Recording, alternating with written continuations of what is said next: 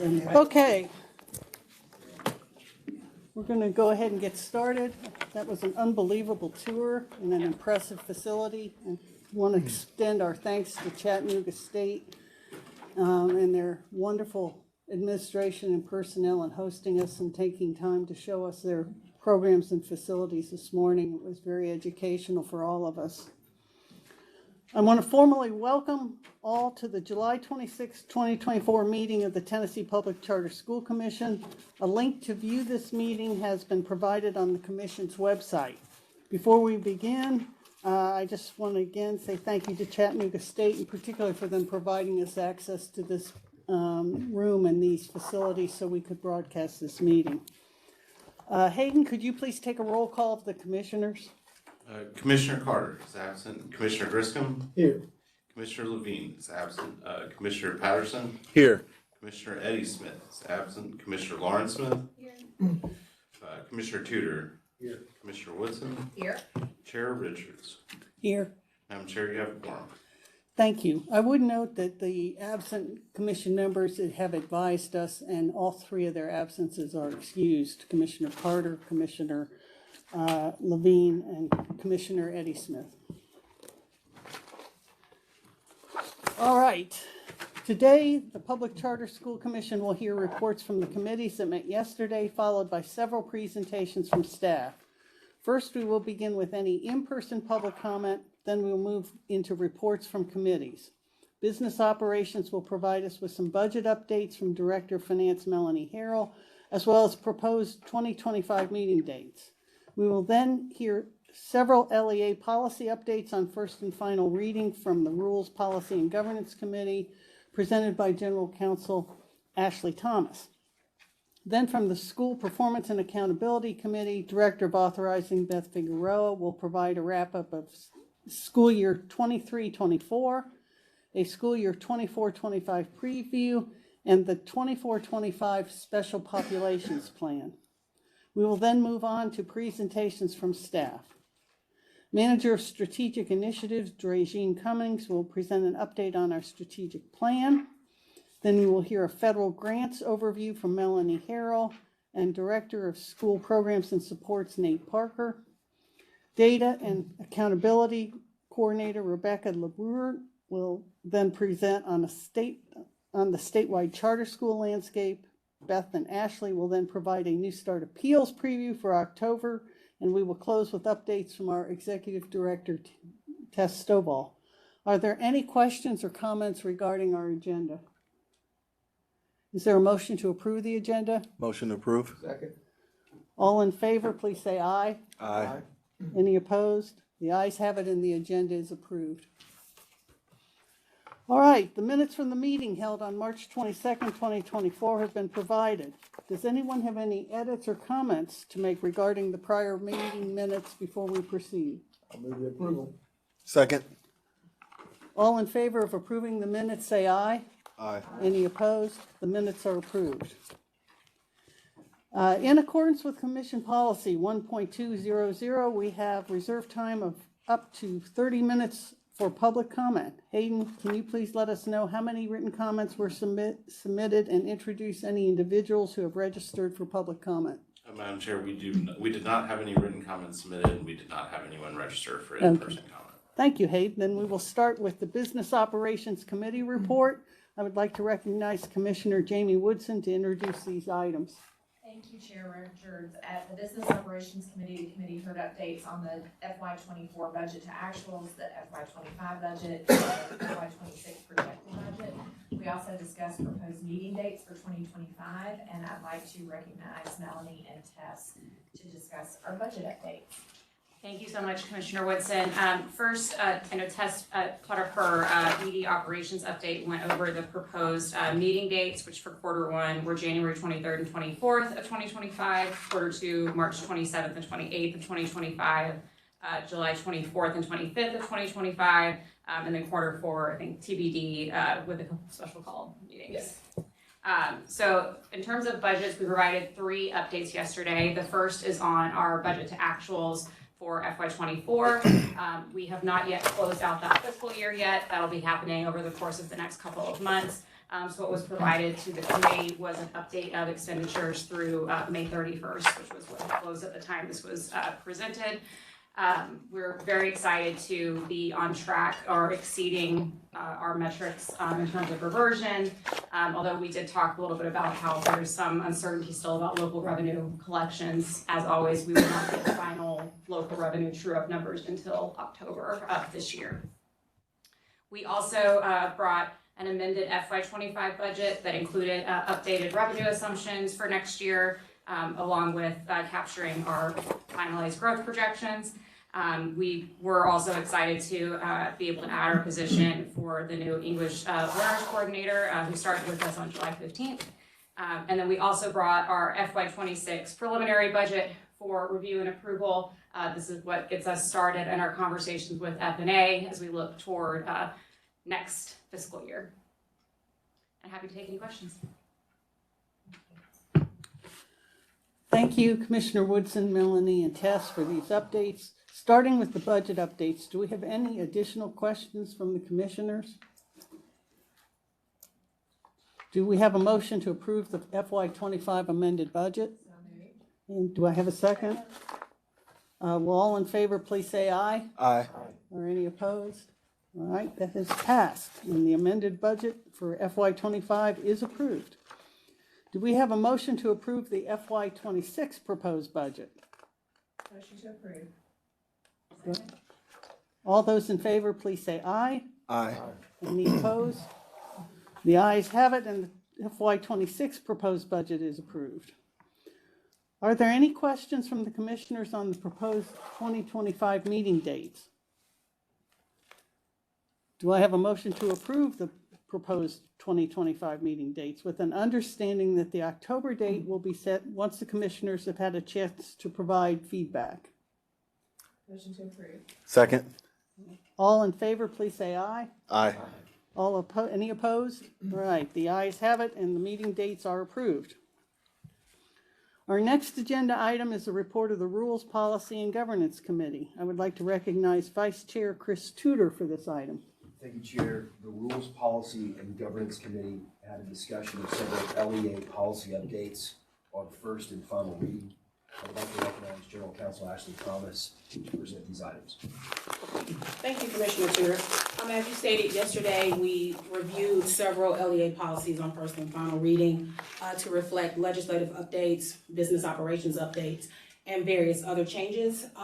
There was a question yesterday on LEA policy 6400. I believe Hayden mentioned it was the Smart Heart Act. That particular statute actually just requires an annual rehearsal of the usage of an AED. The procedure you referred to, Chair Richards, is actually in LEA policy 3202. We've updated that policy, and that does require annual training, and we've also included that in the training that our operators have to complete each year. So that has already been included. I believe Hayden was speaking about a different policy. Okay, thank you so much. Absolutely. If there were any other questions, I think this is probably ready for a consent agenda vote. Do any commissioners have any additional questions? Vice Chair Tudor, do you have any additional comments? Thank you, Chair. If not, is there a motion to approve the LEA policy consent agenda on the first and final reading? So moved. Second. All right, all those in favor, please say aye. Aye. Any opposed?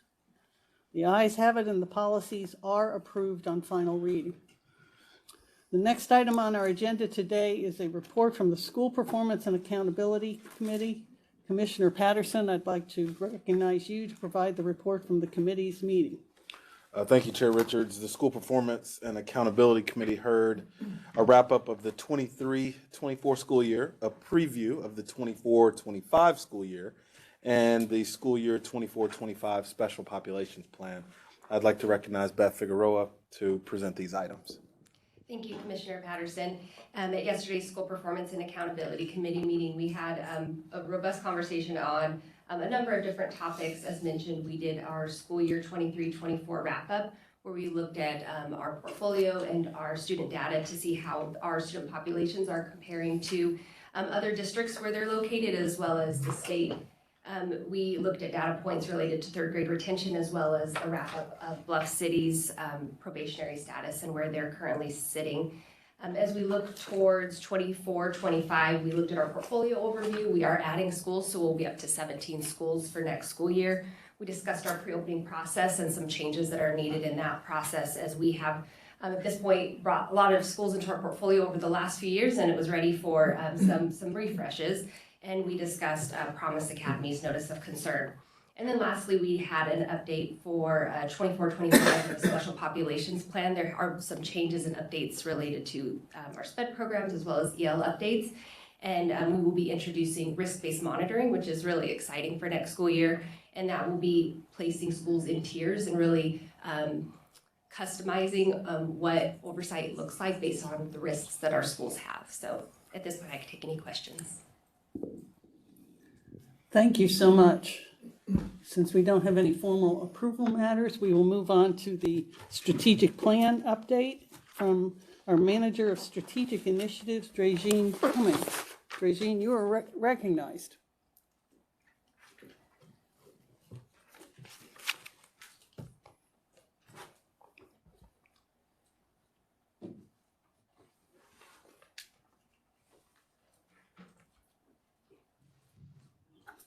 Thank you so much, Commissioner Richards.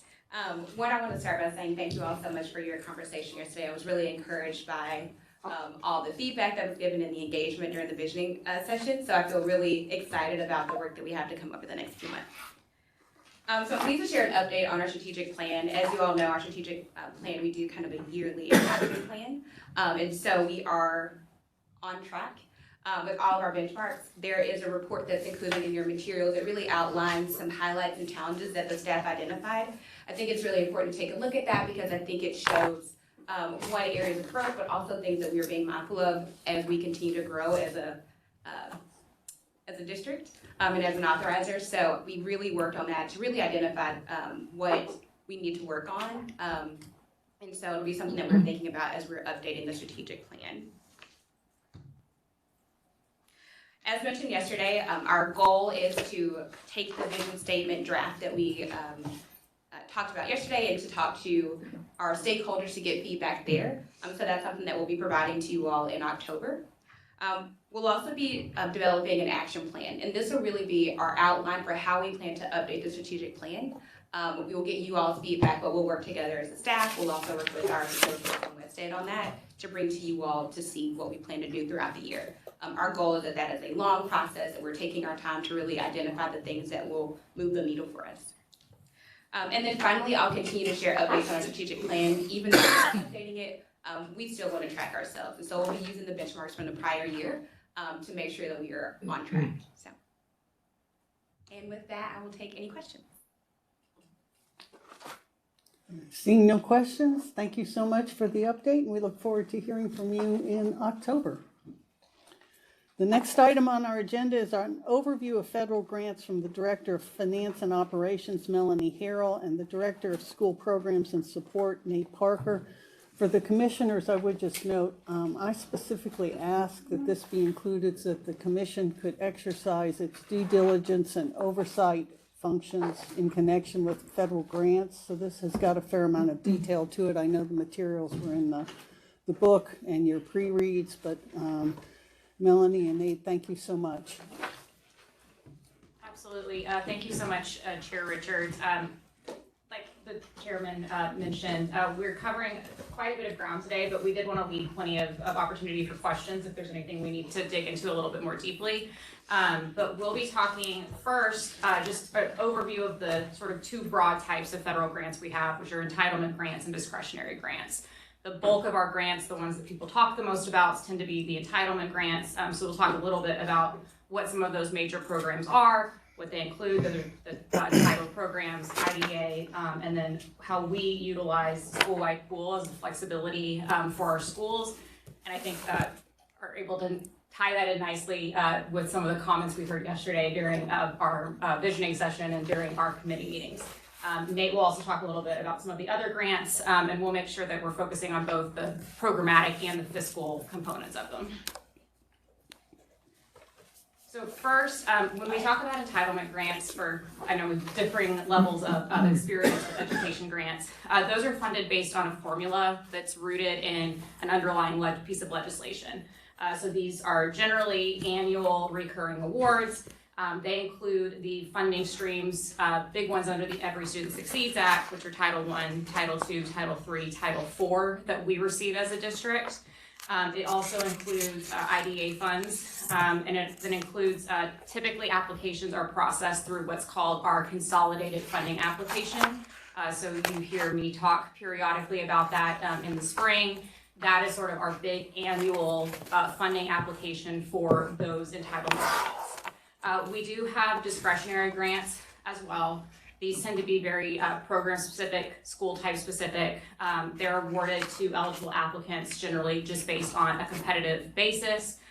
We have a lot of these that are one-offs. They may be time delineated, they may be for something that's a particular startup, it may be for a program. So while our entitlement grants generally go to all of our schools, our discretionary grants, some of them, we may have one school that's eligible and has access to those funds, or two or three, so they're a little bit more of one-offs. Typically, these are grants where we are serving primarily as the facilitator because they pass through an LEA. So many grants are designed to function at the LEA level, so we're making sure that we're supporting our schools being able to access these funds by applying for them on their behalf. So first we're going to provide an overview of the different title grants underneath ESSA. ESSA is the Every Student Succeeds Act. This was originally the Elementary Secondary Education Act, so you might see ESEA used interchangeably with ESSA. It was first reauthorized in 2004 as the No Child Left Behind Act, and then reauthorized again in 2014 as ESSA. So those are all used synonymously, but we refer to them as ESSA at this point. They're also best known because there are certain titles that are underneath that grant, and so this is often what schools will talk about. They'll talk about their Title I funding, which is probably the most popular one they talk about. It's the one that requires the most connection with families and community and parents, and so there's quite a few tasks that they complete each year as part of that. But also they receive funding under Title II, III, and IV, and I'll go in a little bit more detail about those in the next slides. Also just Title IX there is funding associated with it. However, we currently don't have specific homeless funds through the McKinney-Vento grant. We do have a homeless set aside that is required as part of ESSA, so we do have a small portion of funds set aside for that. But Title IX is the education for students experiencing homelessness. Title IA, like I mentioned, is probably the one that most of our schools are familiar with. The purpose is providing supplementary opportunities for children in high poverty areas. And so Melanie and I, when we work on these grants together, my team mostly focuses on the programmatic side of things, whereas your team focuses more on the fiscal and financial side of things. So most notably for Title I, there are requirements for parent and family engagement. Also, foster care and migrant students are protected under Title I. Homelessness is in Title IX. Some examples of Title I program requirements include our LEA plans that we create each year, as well as our individual school improvement plans. And those require parent participation in both of those programs.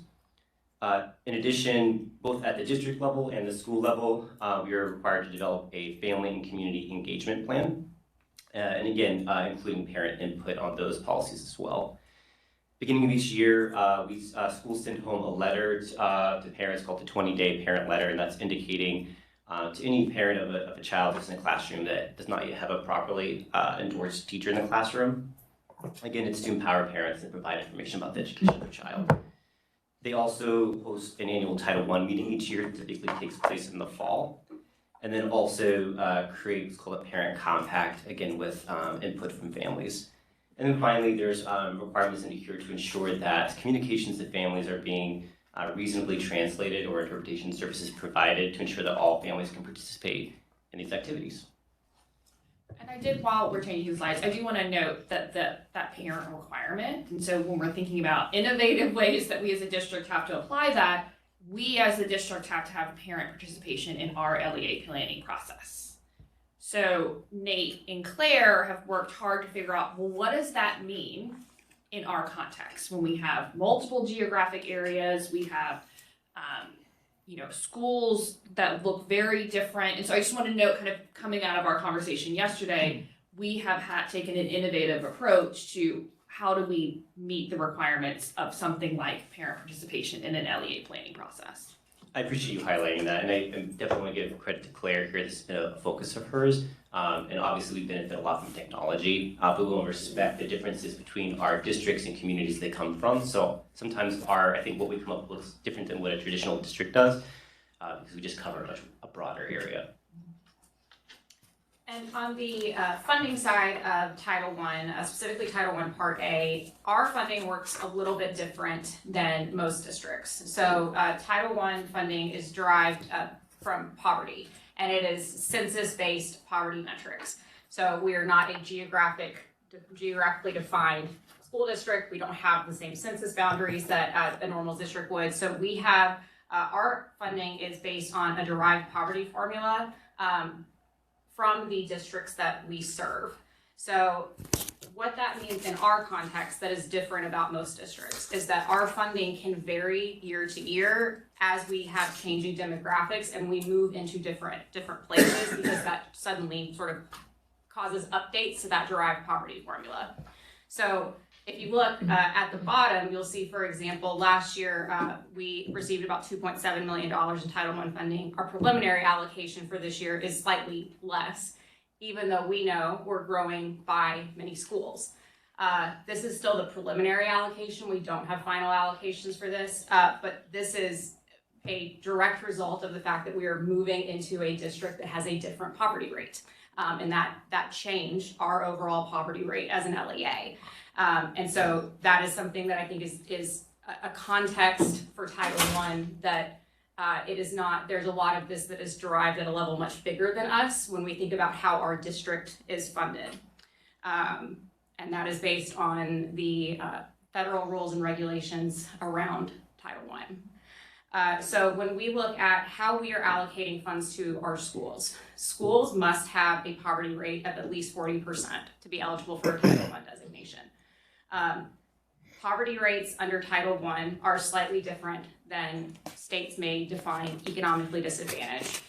So something that we implemented this year was we opted to expand our definition for Title I purposes to be able to include multiple measures of poverty.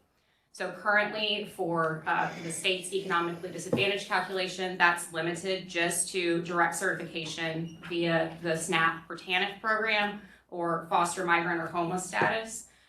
We have used the ability to now get Medicaid certification data for the first time as a district to be able to expand and add that as an additional poverty measure. So my team worked with the department to make sure that, one, we had access to that data, which was not easy, and that we ensured our schools were coding that in the SIS for the first time so that we could then more holistically capture what we think is a wider representation of poverty for the purposes of Title I allocations.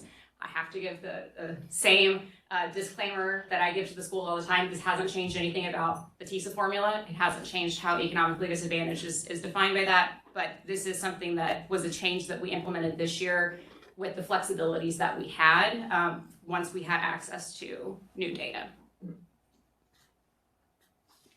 So I'm going to go a little bit more quickly through Titles 2, 3, and 4, and Melanie will follow up with why I think we kind of group those together. But Title 2 is focused on improving teacher and leader quality in schools. And so a lot of times school districts will use these funds for the purposes of recruiting teachers, training teachers, and professional development. You can see the allocations there at the bottom. This is one of our smaller allocations. We had 167,000, a little over 167,000 last year, and our preliminary allocation for this upcoming school year is just under $278,000. Title III, the purpose of these funds is to improve the education of English learners and immigrant youth. So we talked about this in Katie's and my presentation yesterday. But the Title III funds do not have the same requirements that our IDEA funds do. So under IDEA, we are required to create an IEP for students, but the ILPs we talked about yesterday are actually not federal requirements, those are state requirements. But what is required in Title III is that you're using those funds to essentially help students acquire English skills, master all standards, all state standards, and then you can use those funds to support the professional development of your teachers, build out your Yale programs. You can use it for community engagement with families who have English learner children. So there's a lot of different things that you can use it for. This is, I think, our small school of funds. Last year we had just under $110,000 allocated in Title III, and our preliminary allocation for this upcoming school year is a little over $155,000. I hit the slide already, sorry. So Title IV, the purpose of Title IV funds is to improve student achievement. There's kind of three things that they talk about here. So a well-rounded education, safe and healthy students, and the effective use of technology. And so one thing to note here is that we, the federal government, as well as how we allocate these funds, is to prioritize them for schools with greatest need. And so we actually use the same methodology that we use for Title I when we allocate these to our schools. And we won't get into the weeds of this, but a lot of the requirements in Title IV are really just the percent of how you break these funds in those three different areas. The allocation last year was over $195,000, and then our preliminary allocations for next year are a little over $181,000. Can I just ask you what may be the silliest question, but when you have allocations like on this slide, are these allocations done per school, per student? How do you go about, I mean, that's a relatively small pool of money across our population. That's a great question. Actually, it leads into. It leads into, Okay, good. good. Good segue. So those, and what's Nate's showing obviously are district-wide allocations. Yeah. So something that we do that is not common, but that we have seen more districts start adopting and have had conversations with the Department of Education about is we use a flexibility called school-wide pool. So school-wide pool is a flexibility under ESSA that allows you to consolidate all of your title funds into one school-wide pool. To be eligible to use that flexibility, a school has to meet the Title I status requirements. So we will have our first non-Title I school next year. Unfortunately, we can't include them in school-wide pool. It's limited only to schools that meet Title I school-wide eligibility. So this allows the schools to essentially take what are typically very small amounts of Title III, Title II, Title IV allocations and pool them with their typically much larger Title I allocation. So that way they're getting a little bit more scale in terms of once those funds are consolidated, they lose their individual characteristics and they can be spent on any eligible expense under any of those programs. Now, we will not talk about all of the rules and regulations that go into that, but that gives much more flexibility because you're not trying to spend what may be an $1,100 Title III allocation as one standoff, as one grant, meet all of the requirements and show all of the documentation for $1,100. You're consolidating it into a much larger pool of money. So this is something that is not common. I think my first year we were maybe the only district that was using this at that moment across the state, but I do know we've seen more districts adopt this, and it's a really promising flexibility that we've given our schools. But I do want to mention that, again, since next year will be our first year of having non-Title I schools, we do have to back them out, but we use the same allocation methodology to drive the underlying funds that would be pooled to hold those separately. It is more administrative work to do that, but we think it's important, even though they're not eligible for Title I funds, to ensure that they are getting all the funds that they are still eligible for under Titles II and Title III. So this is something that we do as a district. It's something that's, we have evolved over time as we're getting, again, a more diverse portfolio of schools. That's been the way that we've been able to still provide that flexibility while making sure that we can meet all of the requirements under each specific program. Are there any more questions about sort of the ESSA school-wide pool side of things? We're about to turn to IDEA, which is a little bit different. So going back to the what they use to determine, I guess, poverty.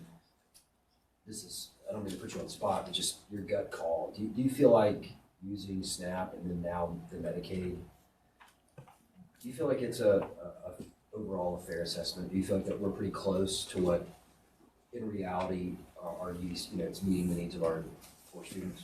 I think we did see a meaningful increase in the number of students that we were capturing when we included Medicaid data, and particularly pronounced in different demographic areas. Okay. So some schools, it increased, we had a couple of schools that had increased their percentage of students that qualified under that poverty measure by about 30%, which is huge. So I do think you still see some variation between what a school's free and reduced price lunch rate might be and what you would pick up under direct certification measures. But we are we're exhausting the poverty measures that are available to us where we can. And when we enter a new district that has, it's unique like everyone, is it weighted proportionately? Like this, that's a small drop, but it's still a drop. Is it just, I know I'm getting in the weeds here. Yeah, and I think Title I calculation is very, very, very This is what complicated. you told me to call my senator? Go for it, yes.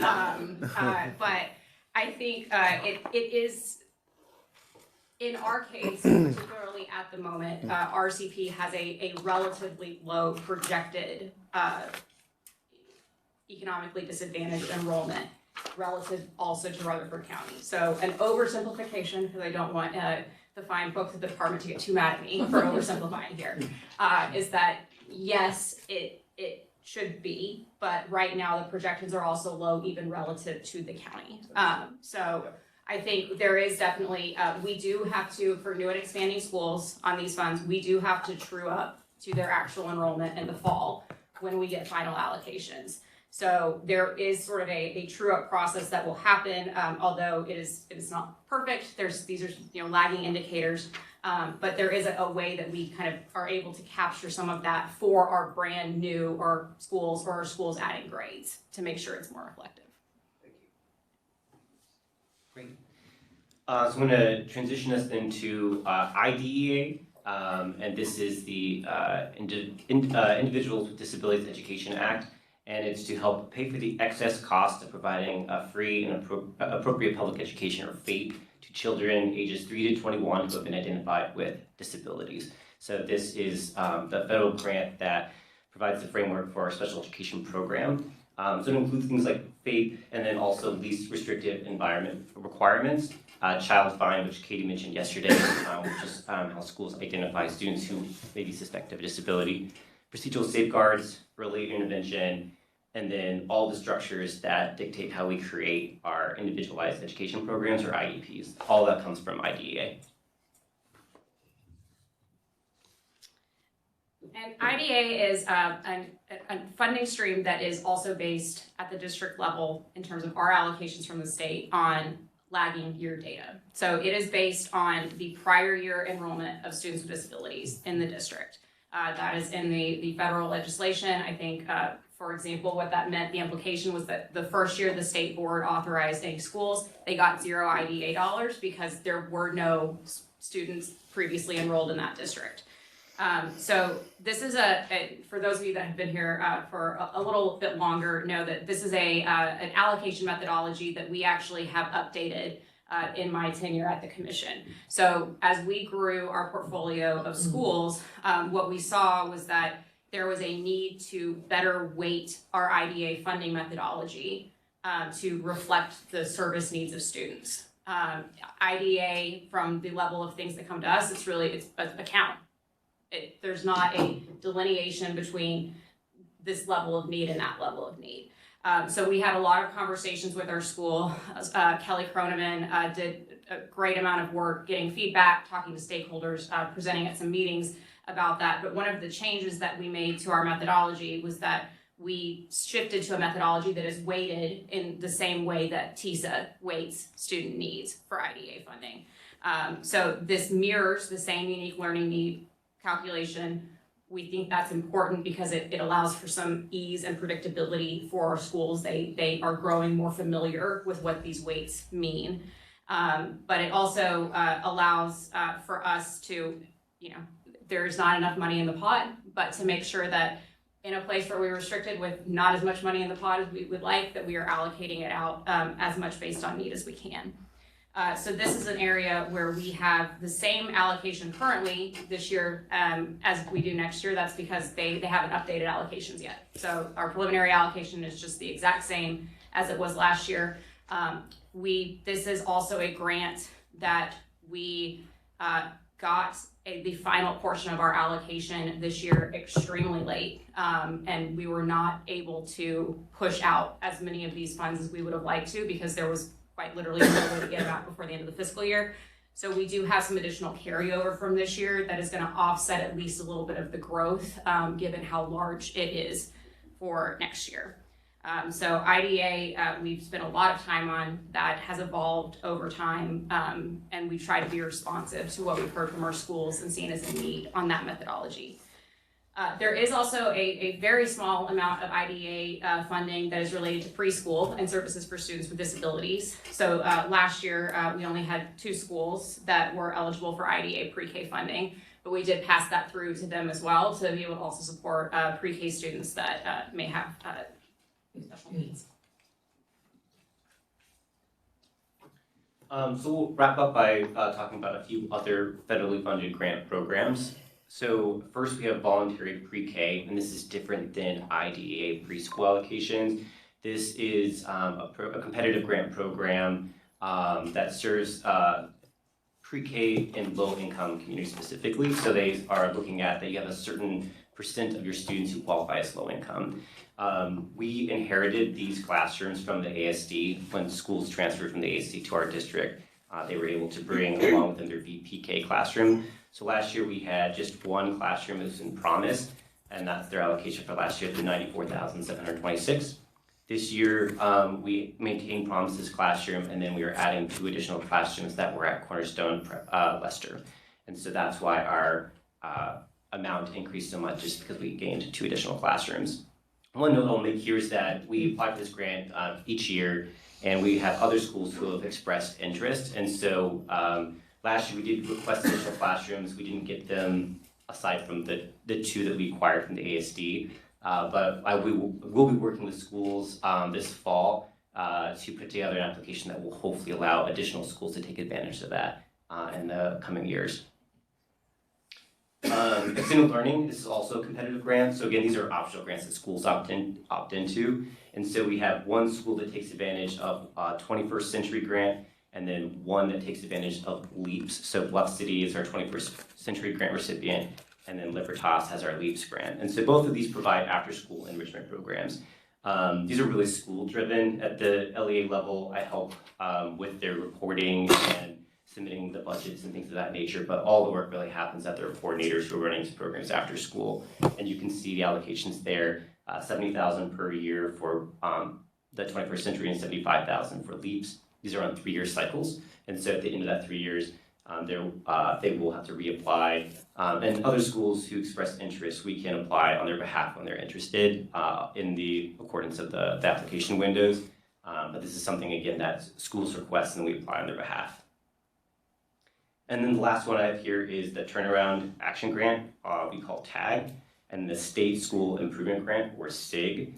These are essentially the same grant program. The SIG grant is actually state funded. So they modeled the SIG grant after TAG to provide additional support to the schools who are being served through the turnaround program that the state operates.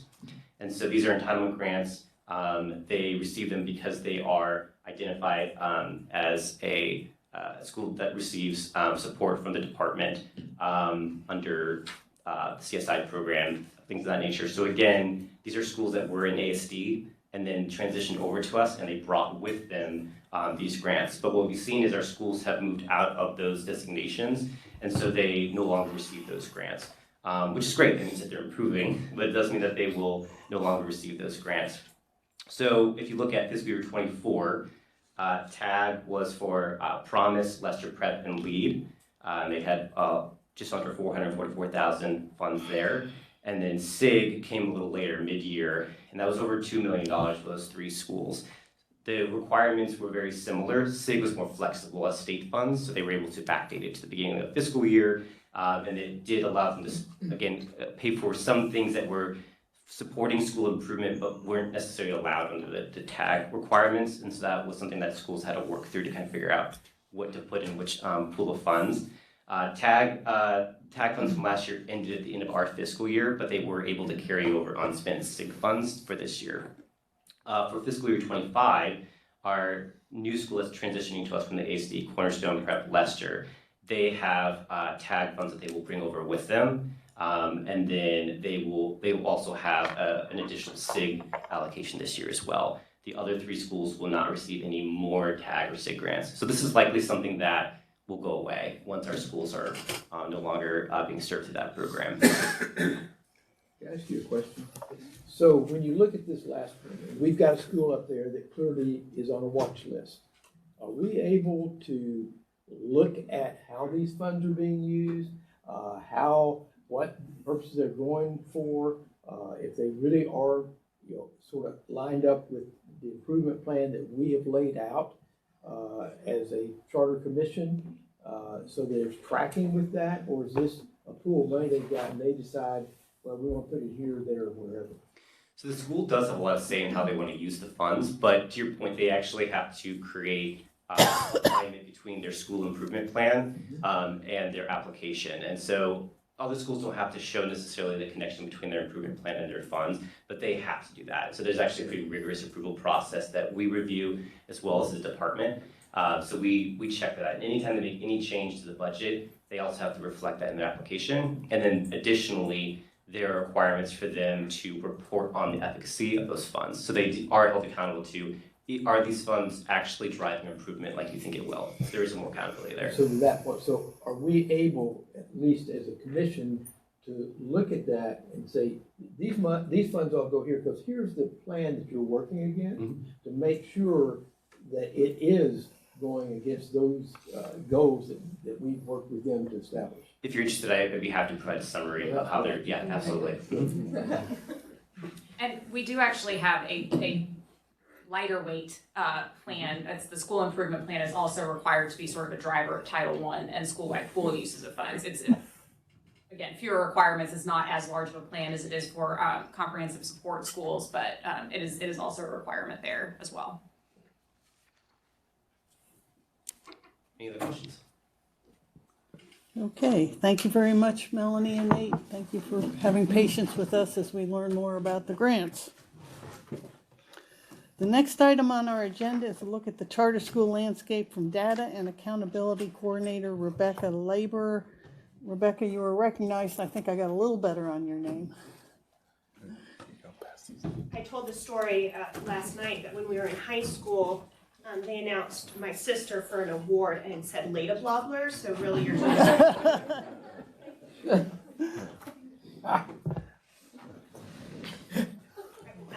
everyone hear me? Yes. Good morning. Thank you for recognizing me, Chair Richards. My name is Rebecca Ladebor. I serve as the Data and Accountability Coordinator. So last year, Dr. Maggie Lund presented the first charter school data landscape presentation to the Commission. We are going to continue to provide an update each year, but I'd like to take a moment and thank Maggie for the work that she's done, the framework that she's provided for this, and the guidance and support. She's definitely set a high bar. So this presentation is going to mirror much of what you saw last year. We are going to still look at answering questions of who attends charter schools in Tennessee and how do charter schools compare in performance to other public schools. We'll look at proficiency, we'll look at growth, and within each section, we are going to look at terminology, context, sources, and takeaways. So as you all are aware, all charter schools in Tennessee are public schools. They are operated by independent, nonprofit governing bodies, and our Tennessee charter school students are held to and measured against the same academic standards as any other student in a public school in Tennessee. Now I'm going to start with some terminology. And it was great because Melanie referenced this in her presentation. So we're going to talk about different classifications of districts or LEAs. I'll use those terms pretty interchangeably. Particularly, we're going to talk about a geographic district or a non-geographic district. A geographic district is a district that has a geographical boundary, like Hamilton County. A non-geographic district, like the Commission, does not have that geographical boundary. Now, when we're talking about a non-geographic district, we also talk about this idea of a resident district, and that is the physical location of the school. So let's take Libertas School of Memphis, authorized by the Commission, a non-geographic district. However, they are in Memphis, so their resident district is Memphis Shelby County Schools. As we go through, if you have a point of clarification around that, just let me know. We're also going to be looking at subgroups. We've heard a lot about those over these past couple days. We are still going to be talking about those 4 common ones that are reflected in our performance framework: Black, Hispanic, Native American, economically disadvantaged, English learner, and students with disabilities. I do also want to name, though, students can be represented in multiple of those subgroups. So where did I get this data? The vast majority of the data we are going to be looking at is publicly available on the Tennessee Department of Ed's website. They've got a great website called Data Downloads, highly recommend. But we did also submit a special data request, and we did get some of that data granted. This is specifically around enrollment data. The reason being, when you hit that 95% threshold, it ends up being suppressed. They don't tell you if it's 97%, they just say greater than 95%. So we were able to get that enrollment data, just gives us a cleaner, more accurate picture of what's going on. It does still follow the TDOE business rules, so we are looking at October 1 enrollment. It's a snapshot, as Katie mentioned in her really interesting presentation yesterday, that you can look at enrollment over a number of different times of the year. We're looking at October 1. Okay. And just like last year, because we want to have a full data set, this is going to be mostly based off of school year 22-23 data. Let's dig in. So we're going to start big picture statewide. Very similar to what we saw last year, about 4.5% of public school students attended charter schools somewhere in Tennessee. If you look closely at the resident districts, we're looking at about 14.9% of students attending a charter school. This is like what we saw from school year 21-22, less than a 0.5 percentage point fluctuation here. We're now going to look more closely at district data.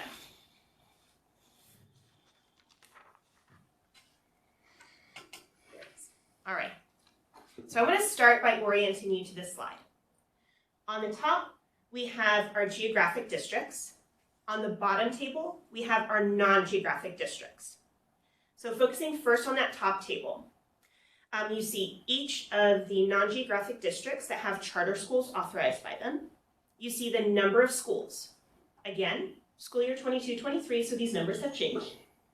Then you see the percentage of students who attend a charter school authorized by that district. Then at that bottom row, you see the percentage of students who attend a charter school within those geographical boundaries, but could be authorized by that resident district or by the Commission or the ASD. Then at the bottom, you see our non-geographic districts, and again, this is school year 22-23, so you can certainly see the number of schools for the Commission changing quite a bit. And we are going to see this change quite a bit as we look into the next upcoming years, as we have more districts authorizing charter schools. So that'll be something fun to look into. Now, going even a little bit more narrow, we are looking at the subgroups of students who are attending charter schools. So again, I want to orient you to this slide. You see 4 clusters of bars. This is for each of the 4 subgroups. Then within each of those clusters, the blue bar represents the percentage of students in charter schools. The orange bar represents the percentage of students in a traditional public school. and the gray bar is statewide. Now, again, this is statewide charter school representation. These are the traditional public schools in a district that has a charter school. So as you can see, charter schools serve a greater percentage of students in the Black, Hispanic, Native American, and in the economically disadvantaged subgroups. Then when you look at it in comparison with English learners and students with disabilities, it's more in line with what you're seeing in the resident district and within the state. Again, very similar to what we saw in school year 21-22. Now we're going to look a little bit closer at those resident districts. So again, I want to orient you to the slide. We've got each of those subgroups listed as our rows. Then we starting with our geographic districts. I've bolded the greater number so you don't have to do math this early in the morning. So the takeaways are very similar to the statewide snapshot. We're seeing a larger percentage of students who are in the Black, Hispanic, Native American subgroup and in the economically disadvantaged subgroup. Then it's a little bit more mixed when we start to look at students with disabilities and English learners. In terms of changes from school year 21-22 to what we're looking at now, it's very similar to what we've seen. So now that we know who is attending charter schools in the state, we are going to dig into some performance outcomes. So as with the presentation last year, there are two things to remember about this data. First off, this is statewide. This is not just the commission's portfolio. And we are going to be looking at that data from school year 18-19, 21-22, and 22-23. And in alignment with last year's presentation, we are not including the ASD in the performance outcomes given the turnaround nature of their district.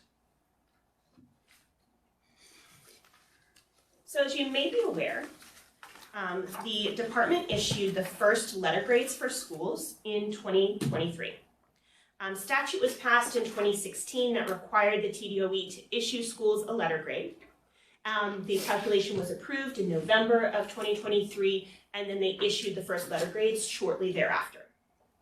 In terms of what actually is in the letter grade, for elementary and middle school, it's the same. We're looking at 50% achievement, 40% growth as measured by TVOS, and then 10% is growth for the highest need students. This is called the Growth 25 indicator. It looks at that bottom 25% and that group of students and looks at the growth that they are making. For high school, it's very similar, but they also add in college and career ready. That is looking at, are students achieving a certain score on the ACT, or have they earned an industry credential? Anything that would indicate that they are college and career ready. Very aptly named. So this is what we are looking at for school year 22-23 letter grades. This is a comparison between the charter schools in the state and then the traditional public schools within a district that has charter schools. So again, I'm going to orient you to the slide. You see two bars here. The bar on the left represents the traditional public schools that are in a resident district that has a charter school. The bar on the right represents the charter schools in Tennessee. Red is the letter F. Blue is the letter A. So when we look at the bars, we can see that 59% of traditional public schools in a residential district scored a letter grade C or higher. And when we're looking at charter schools, we see 80% of charter schools scored a letter grade C or higher. Now we're going to talk about success rate. So what is a success rate? That goes back to what we talked about yesterday, our 4 performance levels. We are looking at the top 2, the number of valid tests that having met or exceeded performance level over the total number of valid tests. In some accountability measures, they like to combine subject areas. We are going to look at English language arts and math. We are looking at all accountable grades, so grades 3 through 12.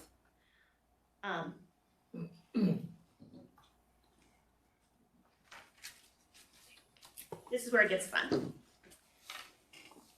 we are going to be looking at a couple different ways, a couple different groups of data. So the first one is I'm going to use the term charter schools. This is the calculated success rate of all charter schools in Tennessee, excluding the ASD, as I previously mentioned. Now, the source for this data is the school level accountability files. Again, data downloads, highly recommend. Then we're going to be looking at the state average. This includes every single school in the state. It is the statewide average. The source for this is the state level accountability files. Again, data downloads. It's great. Then we're looking at districts with charter schools average. This is the calculated success rate of that district, and it includes every school authorized by that district, meaning it does have charter schools reflected in it. This is a slight difference in how we calculated it last year. That is because when you get to the school level files, this number of tests gets small, so things start getting suppressed.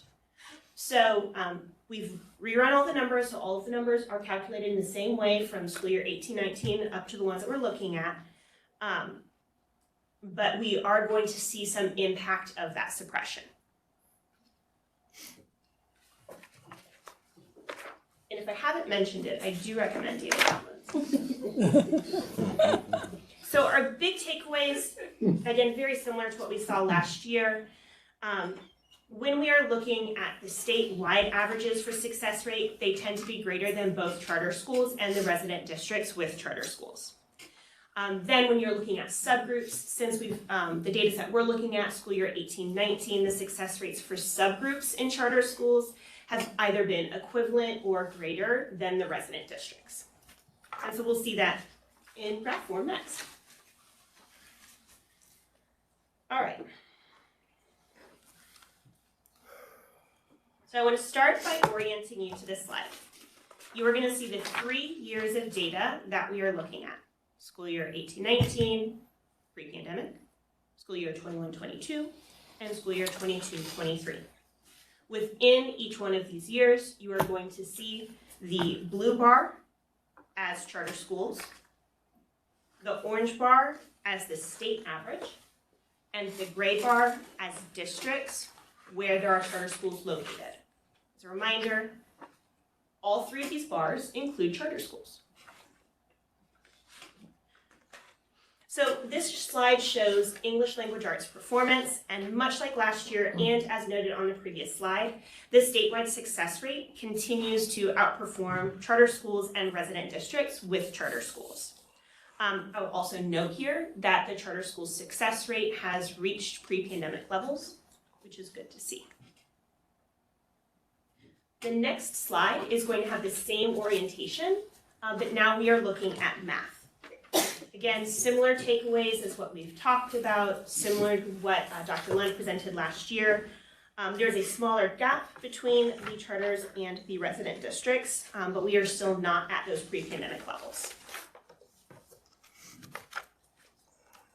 The next slide, we are getting into subgroup data. So again, the takeaway here is that we see charter schools are performing at or above the resident districts. So this first slide, we've got English learners. I want to start by orienting you to this slide.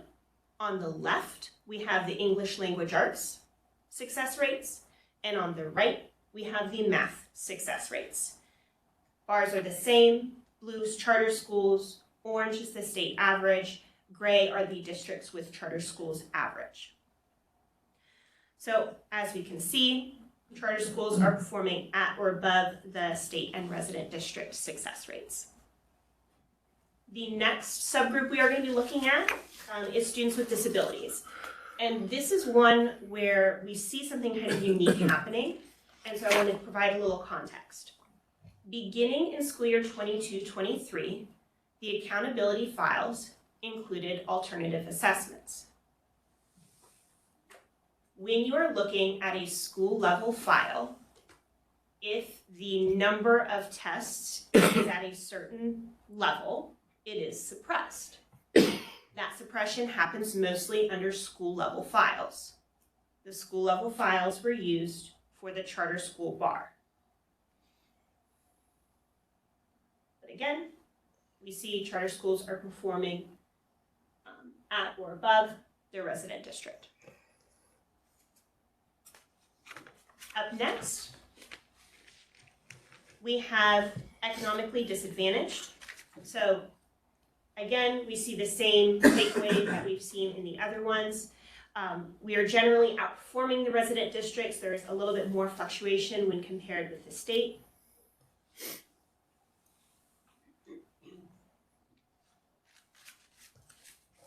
And the last, our Black, Hispanic, and Native American subgroup. As with the other subgroup slides, we see charter schools performing at or above the success rates of the resident districts. So up next, we are going to talk about growth. So for growth, Tennessee has a really awesome thing called TVOS, or the Tennessee Value Added System. There are 5 levels in TVOS. A level 3 means that the growth is expected, the growth trajectory remains the same. When you're looking at a level 4, a level 5, that means we are accelerating that growth. If we're looking at a level 2 or a level 1, that means that they are diminishing that growth. This graph shows the TVOS composite score, so it includes all subject areas. On the far left, you see the TVOS levels for charter schools. In the middle, you see the TVOS levels for schools within a district that serves charter schools. And on the right, you see all schools in the state of Tennessee. Blue is a level 5, so that is significantly more growth than expected. Red is a level 1, which is the opposite end. So, as you can see here, 92% of charter schools met or exceeded the growth expectations on the TVOS scale. So that means a level 3 or higher. When we're looking at that with our resident districts, 83%, state 84%. And I would also note here that 76% of charter schools earned a level 5, meaning that they made significantly more growth than expected. This is compared to 48% at our traditional public schools and 50% of schools statewide. I will note that we did see an increase across the board of schools earning a level 5. So if you're looking at the presentation that Dr. Lund did last year to this one, we did see those level 5s increase overall. And so with that, we are going to continue to provide an update each year such that commissioners have an understanding of the charter landscape statewide. I know that Hayden is hard at work putting together some of this data in a digestible form for some other stakeholders, but at this time, if there are any questions, I'd be happy to answer them. Yes, ma'am.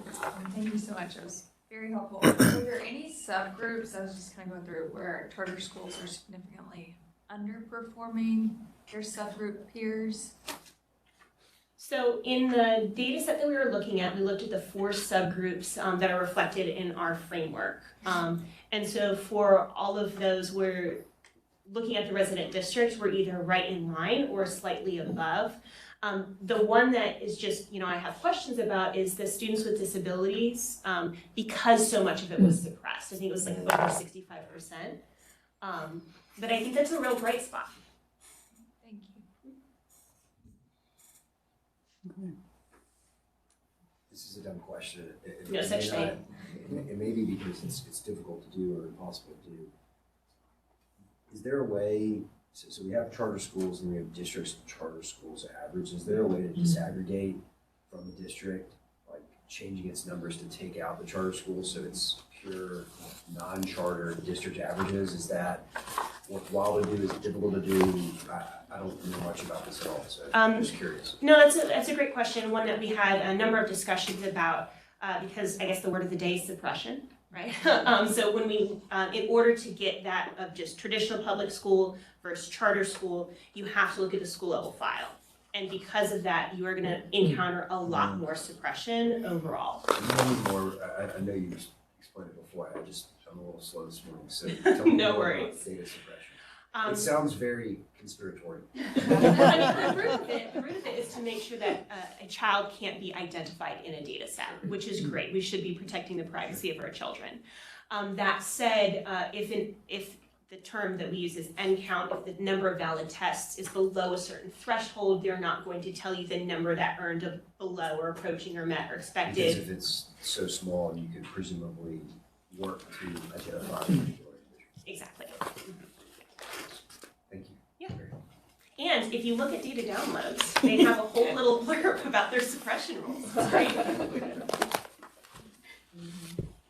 Other questions?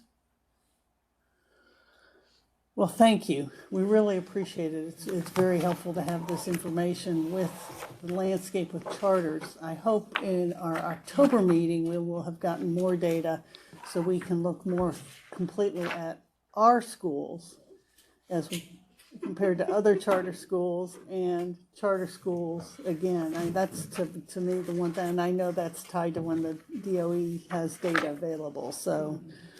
But that's one of the things I'm really interested in, particularly to the extent we can tie TVOS improvement to improvement in the rate of proficiency.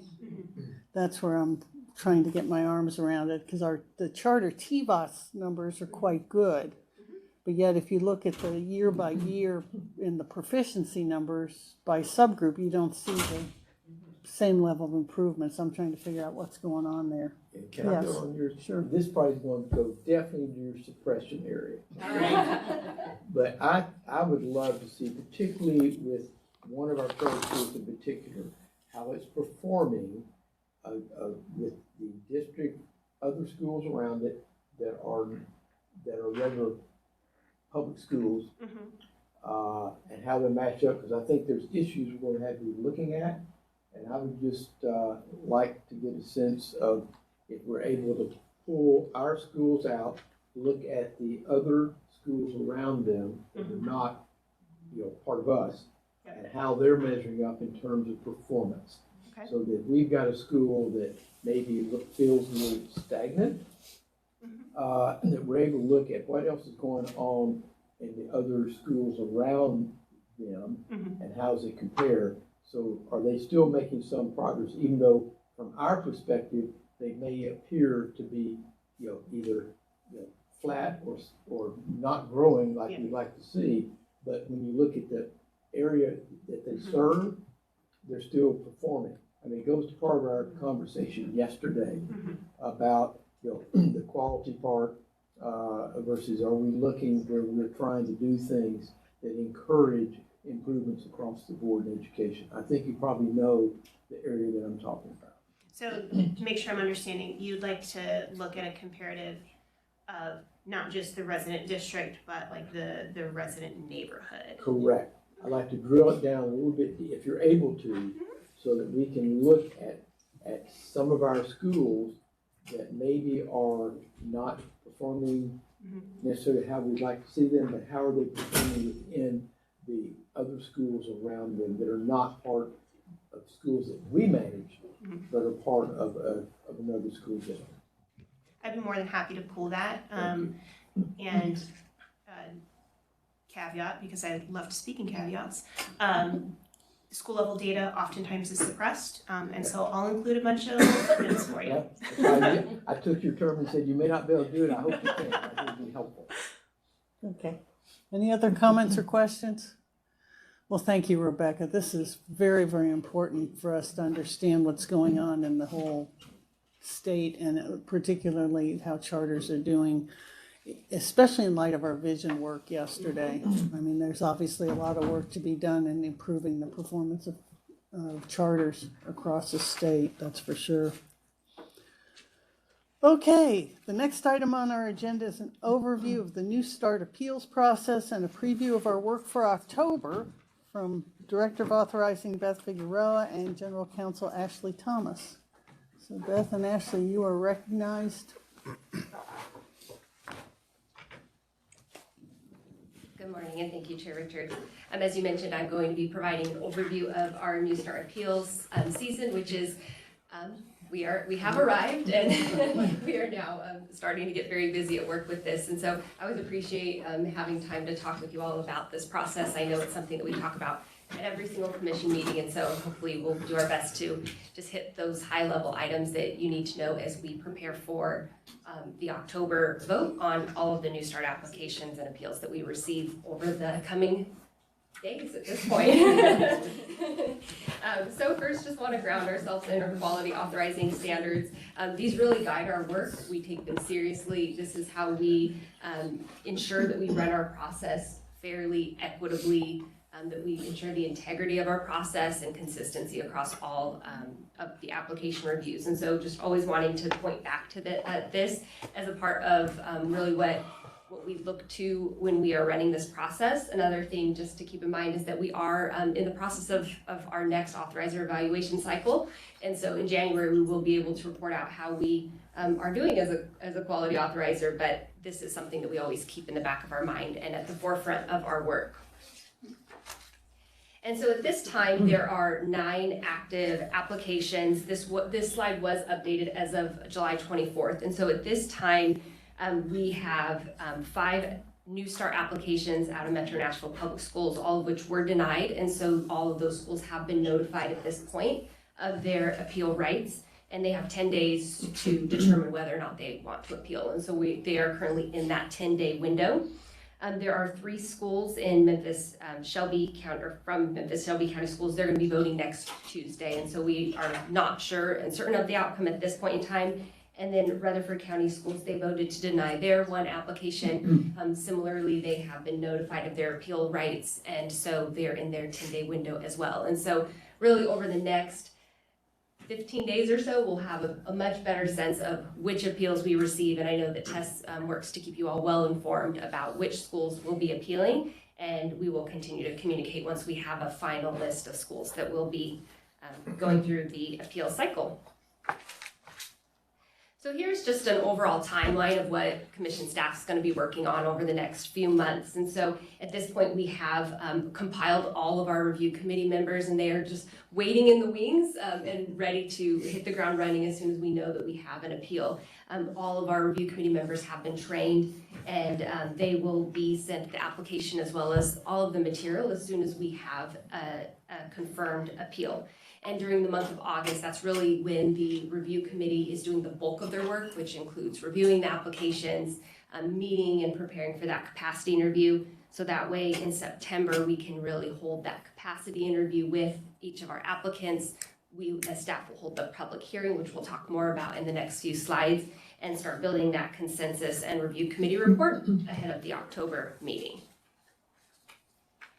And so just putting us here, grounding us in the flow chart. We show this every single meeting, but at this point it's July. We're at that first box, the appeals to the Charter Commission. And once we get all of that work, that's when we start doing really the main things, which is gathering information from our schools that are appealing. We gather information from our LEAs. Our review committee does that de novo review of the application and hold that capacity interview. Commission staff holds that public hearing, and all of that is what goes into our executive director's recommendation. And as a reminder, at the October meeting, you have the ability to approve and potentially authorize that school, or you can affirm the LEA's decision to deny. All of this takes place over a 75-day window, and so that is why we do a lot of work on our front end, so that way we can really just hit that ground running as soon as any appeal is received. Okay, it's a little bit delayed. So next, looking at our review committees, as I mentioned, all of our review committees at this point have been compiled, everybody has been notified, and we are all ready to go. And so all review committees are comprised of individuals with expertise in academics, operations, finance. We specifically put them together, then consisting of internal and external review experts. So commission staff sits on review committees as well as external folks. They are responsible for completing that initial review of the application, and then they will meet with each applicant for 90 minutes. And during that capacity review is really that opportunity to ask the proposed leadership of the school as well as the governing board questions, seek clarification based on their review of the application. Many of these questions are going to be focused on special populations, facilities, contingency planning, all of those things that we know are really important in order to get that final recommendation for each application, as well as it allows the review committee to come to a consensus based on their review. The review committee report is provided to the executive director, and it's included as an exhibit in her recommendation. And just as a reminder, we use the department's scoring rubric, and an application must meet all standards in all categories in order for the review committee to recommend approval on any application. Next, jumping into the public hearing, this is a process that takes place generally sometimes late August, more often it's in early September, but these public hearings are located in each local district that the school is proposing to locate in. Each public hearing it's consistent across the board. It's going to include an opportunity for both the local LEA as well as the applicant to present on their appeal. The executive director has an opportunity to ask questions of both parties. It helps us understand the process that the district took in order to do their review. It helps us understand and see community support. All of those items are a really key element of the public hearing. And then another key element is public comment. So we receive both written public comments as well as we hear oral public comments at each public hearing. And each party is provided an opportunity and the same amount of slots to provide those public comments. And then, as I mentioned, Tess will inform you of not only which schools are appealing, but also the dates and times and location for all public hearings in case you are interested in attending them. Just a plug, if you can come, highly, highly, highly worth it. I appreciate you saying that. I almost said it. No, they'll be recorded, but Yes. being there in person is worth it. Thank you, Tess. So a timeline for your review. We understand that there is a significant level of work that you all do as you prepare to take action on each of these appeals. And so we are going to be continuing to do our best to provide you with material throughout the appeal window, so that way you can begin your reviews as early as possible, and then we will continue to add to that record as additional items become available. And so all New Start applications will be voted on at the October 17th and 18th quarterly meeting. However, by August 15th, we plan to provide you all with the notice of appeal, which includes the application and that corresponding material, as well as the LEA documentation. So we plan to get that to you all early.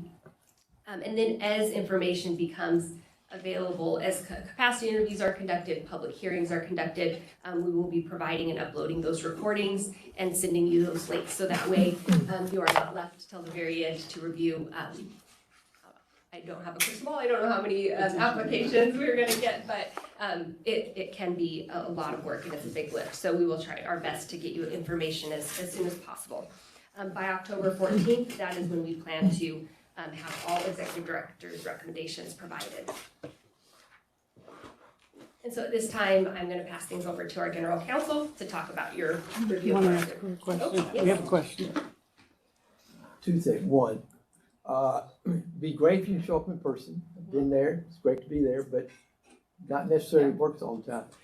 Having reviewed enough of them now, I know we set them up as best we can. It'd be great if there's a way for when people are up there talking, to put them in front of a mic like we do, because it does get, as you age and your hearing goes away a little bit, it gets tougher to listen to hear what they're saying. So that's one. Second is this: there is technology now, because I've just done a project here in Chattanooga, where you can take a video transcript and turn it into an actual written document. And if possible, I want to watch, I want to actually see what's happening, because I think that interaction is important to visually see. But if you're able to convert them into an actual document so you can read, because then you can, you're not writing the notes down this way, you can underline them. So, but I just did that, saw it done, somebody who shot some videos and then sent me the transcript so I could do some edits off of it and put a piece together. That would just, for me personally, would be helpful in the review. So thank you. Look at AI. Yeah. Look at AI. No deep fakes though. No. Okay, as Beth stated, I'm just gonna quickly go over your review of the record after we have conducted the public hearings and capacity interviews and we've received all the documentation. So statute requires that commissioners conduct a de novo on the record review of the appeal. We have spent time with districts as well as potential sponsors, sort of explaining what the record looks like and what your limitations are, what can be considered. We've explained to them that the information has to be officially on the record to be put before you for consideration. And the de novo part of it, we explained to them also that the commission is not bound by previous decisions of other districts. You're looking at it with fresh eyes and making an independent decision on that amended application. The biggest flag here for commissioners, I know I say it every year, is try to avoid any outside conversation about any appeals. If you receive emails, because sometimes we do get those questions, right, from sponsors, can we submit the public comments directly to the commissioners? If you receive any of that, contact myself, Beth, or Tess, and we will go ahead and try to figure out a way. If it's possible to get it into the record, we will, but we also will communicate with them that that's not a proper way to build the record for this appeal. And so just to walk through your review of the record, we would recommend first starting with the executive director's recommendation. The recommendation will recap the public hearing. It will include as an exhibit a review committee report from their capacity interview. It will give Tessa's analysis to the application and the evidence that she's reviewed. It will also give a procedural history of how we got to the appeal. And so I think if you start there, that lays a good foundation for your consideration as you're going through the actual evidence, because like I said, it summarizes it all in that one document. You also want to review that review committee report. Like I said, that will be an exhibit. That really speaks to the questions and answers that happened during the capacity interview. That interview really focused on a number of different things, as Beth mentioned previously. It looks at the academic program. Can that school serve all students? These are the things that the review committee is really digging into after they've reviewed the application. You want to sort of review their governance structure to see if they are able to support that school. Are the proposed governing board members capable of a strong oversight? And if the revenue projections, are confirmed and reasonable. So it will speak to operations, finance, and academics, as well as past performance. These are the sorts of questions that the review committee would have asked during that time. Then the next piece that you kind of want to look at is the public hearing. That is where you will get your first sight line into really the public support. Whether or not, good or bad, if people show up to support the school or support the district, that will be reflected in that public hearing. You'll get to hear directly from the sponsors as well as the districts and the reasoning for submitting the application in that district, as well as the reason for denial. So, like I said, that's another good place to review that as well. And then, let's see. And then finally, once you've reviewed all of that, your charge as commissioners, you can approve that application if you think that application meets or exceeds the department's rubric and it's in the best interest of the students, LEA, or community. The only additional flag I would have here for appeals, they're sometimes cited negative fiscal impact. That will be an additional level of analysis that will be reflected in the executive director's recommendation. I'll say here that the burden to prove a fiscal impact, a negative fiscal impact, is on the district. And so we ask additional questions and request additional documentation from those districts to really prove that. It's a bit of a higher bar for them to meet. And so we sort of take on the lion's share of the work to gather that information, but that may be something else that you'll have to consider while you're reviewing appeals. And I guess with that, we will take any questions. Are there any questions? Okay, I just want to give everybody a heads up. If from looking at the list, we could have what appears to be as many as 9 appeals that we would have to deal with during our normal 2-day meeting. So we are going to plan to do some of these reviews on Thursday, and we may have to stay a little bit longer on Friday. But just if you could be careful with your schedule, because it's really important for our review process to have input from everybody. So just keep that in mind. Hopefully we won't have 9, but who knows, we might. And Chair, if I may, When you get a moment, if you wanna look at that list of potential, appeals that we may be seeing, if there is an update to your conflict of interest that you need to let me know about, please feel free to reach out and we can chat through it. For sure.